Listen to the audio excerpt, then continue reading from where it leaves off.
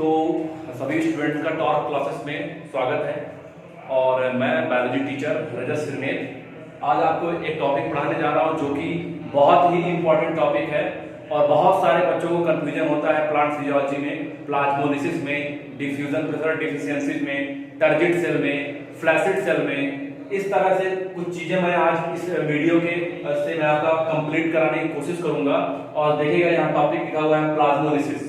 ठीक है, सबसे पहले आपको पता होना चाहिए इसका वर्ड का मतलब क्या होता है। देखिए इसमें दो वर्ड है, एक प्लाज्मो एक लिसिस। लिसिस का मतलब हमेशा ही क्या होता है, टूटना। ठीक है, और प्लाज्मो का मतलब कहीं ना कहीं मेम्ब्रेन को लेकर है। ठीक है, आप सब एक बात ध्यान रखिए कि क्या डिफरेंस होता है प्रोटोप्लास्ट में, प्रोटोप्लाज्म में, सेल वॉल में, प्लाज्मा मेम्ब्रेन में। तो इसको सबसे पहले जानना जरूरी है। सबसे पहले जानिए कि प्रोटोप्लाज्म क्या होता है। प्रोटोप्लाज्म सेल मेम्ब्रेन के अंदर का जितना भी लिविंग मटेरियल होता है, चाहे वो साइटोप्लाज्म हो गया चाहे वो न्यूक्लियोप्लाज्म हो गया, उन दोनों को मिलाकर हम लोग कहते क्या है, प्रोटोप्लाज्म। और कोई भी प्लांट सेल जब उसको सेल वॉल को हटा दे, प्लांट सेल से सेल वॉल को हटा दे, तो जो बचता है वो होता है प्रोटोप्लास्ट। तो there is a difference between protoplast and protoplasm. Protoplasm is a living matter inside the cell membrane. It includes cytoplasm, nucleoplasm. Cytoplasm plus nucleoplasm is equal to protoplasm. But what is protoplasm? Cell हटा दो, जो बचे वो क्या है, protoplast. तो आइए बात करते हैं. सपोज दैट एक प्लांट सेल है और इस प्लांट सेल में सपोज दैट मान लीजिए कि ये सेल वॉल है और ये सेल वॉल है और इसके अंदर का ये कुछ क्या है, मान लीजिए मेम्ब्रेन है, सेल मेम्ब्रेन है. सेल मेम्ब्रेन को क्या कहते हैं, प्लाज्मा मेम्ब्रेन कहते हैं. और क्या कहते हैं, प्लाज्मा लेम्मा कहते हैं. तो एक जो है आपके सामने नजर आ रहा है, ये है सेल वॉल और ये क्या है आपका प्लाज्मा मेम्ब्रेन. देखिए जब किसी सॉल्यूशन को, जब किसी सेल को किसी हाइपरटोनिक सॉल्यूशन में डालेंगे, हाइपरटोनिक सॉल्यूशन, कभी भी ये जो वर्ड हाइपर होता है वो सॉल्यूट के लिए यूज होता है. इस बात को आपको ध्यान में रख के चलना है.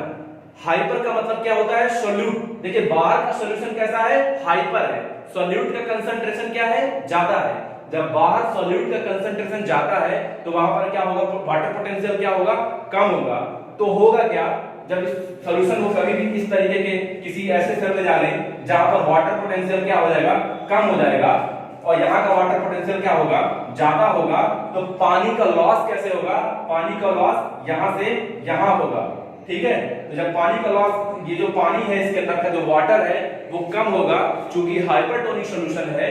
तो यहाँ पर जब पानी का लॉस हो जाएगा तो अंत में आपको दिखेगा क्या, कि ये जो पूरा का पूरा मेम्ब्रेन है, ये जो पूरा आगे जो मेम्ब्रेन है, ठीक है, ये क्या कर जाएगा, श्रिंक कर जाएगा. ये सेल वॉल है और इसके अंदर का प्रोटोप्लास्ट श्रिंक कर जाएगा और ये बिल्कुल इस तरीके से श्रिंक कर जाएगा क्योंकि पानी इसके अंदर से क्या हो चुका है, लॉस हो चुका है. अब एक क्वेश्चन पूछता है आपसे इसी से कि इसके अंदर का, देखिए इसके अंदर का वाटर कंसंट्रेशन क्या था, सेल के अंदर का वाटर कंसंट्रेशन क्या था, कम था. बाहर का वाटर कंसंट्रेशन क्या था, ज्यादा था. सॉरी, अंदर का क्या था, ज्यादा था. बाहर का क्या था, कम था. सॉल्यूट का कंसंट्रेशन बाहर क्या था, ज्यादा था. तभी तो सॉल्यूशन कैसा था, हाइपरटोनिक सॉल्यूशन था. अब ये हाइपरटोनिक सॉल्यूशन से क्या होगा, सॉल्यूट का कंसंट्रेशन ज्यादा है, पानी यहां चला आएगा. लेकिन पूछता क्या है कि in between the cell wall and protoplast कौन सा सॉल्यूशन होता है. तो याद रखना सॉल्यूट का यहाँ पर क्या होता है, हाइपरटोनिक सॉल्यूशन होता है. यहाँ पर सॉल्यूशन जो होता है, इसके बीच का जो स्पेस होता है, जो सेल वॉल और प्रोटोप्लास्ट के बीच का जो स्पेस होता है, वहां पे हाइपरटोनिक सॉल्यूशन अंदर इंटर करता है. तो ये क्वेश्चन भी आप याद रखोगे. यहां पर जो मैं आपको पढ़ा रहा हूं ये है प्लाज्मोलिसिस. ये सेल कैसा हो गया, प्लाज्मोलाइज्ड हो गया. क्या हो गया, प्लाज्मोलाइज्ड हो गया. ठीक है, तो मेरे साथ जुड़े रहिए. देखिए आप प्लाज्मोलाइज्ड सेल मैंने आप लोगों को पढ़ा दिया है और बिल्कुल एकदम स्पष्ट रूप से बाहर क्या था, हाइपरटोनिक, अंदर वाटर पोटेंशियल क्या था, ज्यादा था. बाहर हाइपरटोनिक सॉल्यूशन है, सॉल्यूट का कंसंट्रेशन ज्यादा है तो वाटर पोटेंशियल क्या होगा, कम होगा. तो पानी क्या होगा, high concentration to lower concentration move करेगा. अब नेक्स्ट आइए, अगर कोई सॉल्यूशन ऐसा कुछ है, मान लीजिए ये कोई सॉल्यूशन है, इसके अंदर मैंने कोई ये सेल प्लेस कर दिया है, और सेल प्लेस कर दिया है। सेल के अंदर ये मान लीजिए प्लाज्मा मेम्ब्रेन है। अगर ऐसा कुछ हो जाए कि यहां का वाटर पोटेंशियल यहां का वाटर पोटेंशियल सेम हो, तो कोई ना इसके अंदर एंट्री होगी ना इसके अंदर से बाहर से कोई एग्जिट होगा। No entry no exit. तो जो नो एंट्री नो एग्जिट वाला केस आपको सामने नजर आता है, तो ये सेल ऐसे सेल देखिए बहुत जगह एनसीईआरटी ने इसको करेक्ट किया है, कई बार इसमें चेंजेस लाए हैं। ऐसा सेल क्या कहलाता है? ऐसा सेल जो होता है वो फ्लैसिड सेल कहलाता है। ऐसा सेल फ्लैसिड सेल कहलाता है। और ये सेल क्या था? प्लाज्मोलाइज्ड सेल था। इसके अंदर के कंसंट्रेशन में यहां कंसंट्रेशन में एक इक्विलिब्रियम मेंटेन होगा, कोई भी मूवमेंट यहां पे नहीं होगा। ये सेल कैसा सेल कहलाएगा? फ्लैसिड सेल कहलाएगा।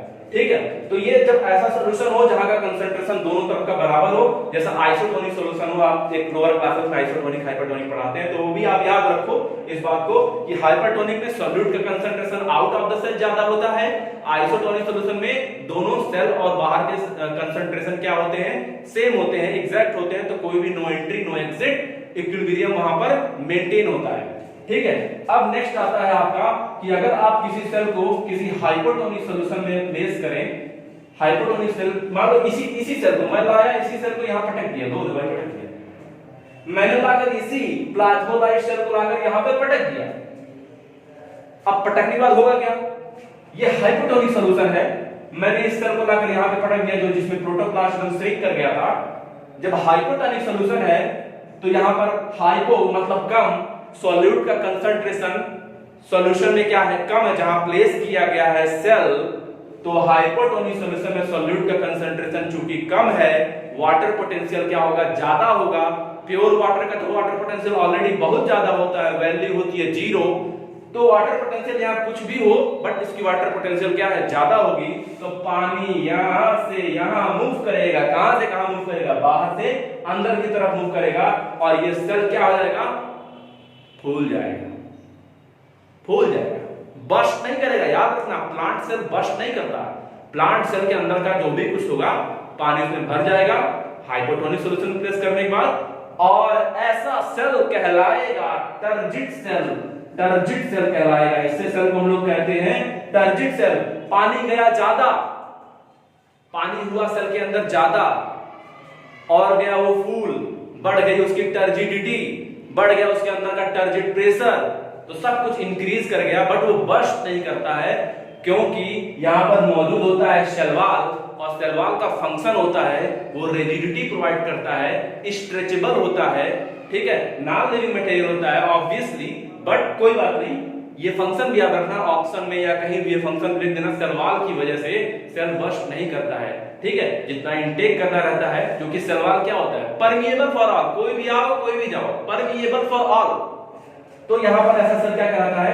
Turgid cell. तो ये है प्लाज्मोलाइज्ड सेल, ये है फ्लैसिड सेल, ये है टर्जिट सेल, और टर्जिट सेल को ही क्या कहेंगे? डीप्लाज्मोलाइज्ड सेल। इसको और एक आपने नाम दे सकते हो, क्या दे सकते हो? डीप्लाज्मोलाइज्ड सेल। जो प्लाज्मोलिसिस हुई थी अब वो कंप्लीट हो गई, और क्या हो गया यहाँ पे? डीप्लाज्मोलिसिस। ठीक है, मुझे लगता है कि प्लाज्मोलिसिस का ये छोटा सा टॉपिक बहुत सारी बातें आपको बता देगा कि प्योर वाटर का जो वाटर पोटेंशियल होता है वो 0 होता है। जब सॉल्यूट उसमें ऐड करते हैं तो वाटर पोटेंशियल निगेटिव होता जाता है। सॉल्यूट का वाटर पोटेंशियल क्या होता है? ऑलवेज निगेटिव होता है।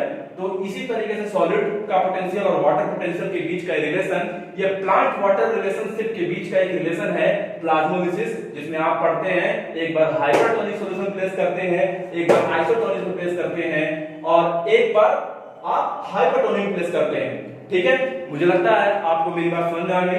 मैं आपका biology teacher Rajat Sirmer, thank you.